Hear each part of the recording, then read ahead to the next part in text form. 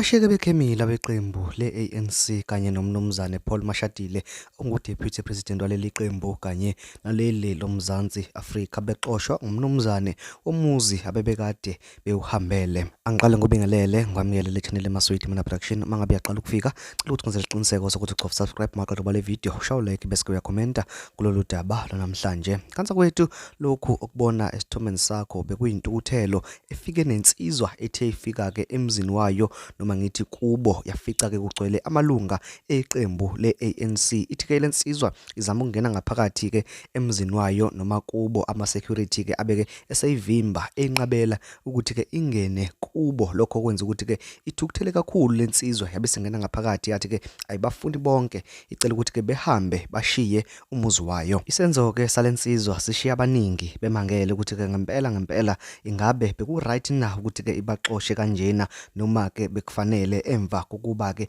bayidonse kabuhlungu ngale ndlela ibeke isemzini wayo, ngoba ke kubantu ebaxoshile bekukhona ngisho ke isicukuthwane sika Deputy President umnumzane Paul Mashatile. Kodwa ke ngicela ukuthi ke uyibonele mangabe usuqedile ungizele isiqiniseko sokuthi ucofa subscribe ya like futhi uyakhomenta phinde kusharele nomunye. Ngiyabonga.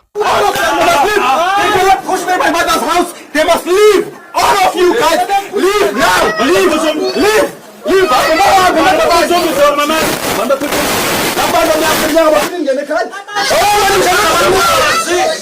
This is my house. Put me out. Yeah, you are. In my house. No, man, you guys must leave. I don't want to hear anything. You must leave. You cannot tell me that I can enter my own home.